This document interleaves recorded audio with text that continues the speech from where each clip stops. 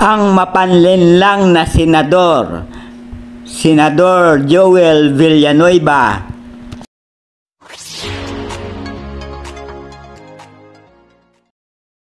Sure, someone will raise it during the impeachment proceedings. For sure, someone will raise it.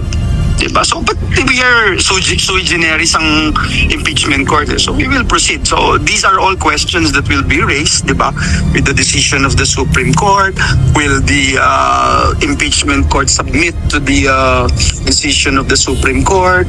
Gumagawa na naman ng patibong ang isang senador na ito na si Joel Villanueva.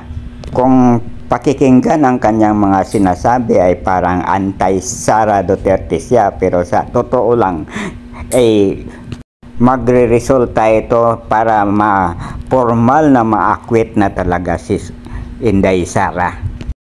Huwag nating kalimutan itong senador na nagsusulsol kay Senador Amy Marcos para magmosyon para i-distract ang iba pang si Senador Risa Hontiveros na nagsasalita para sa impeachment.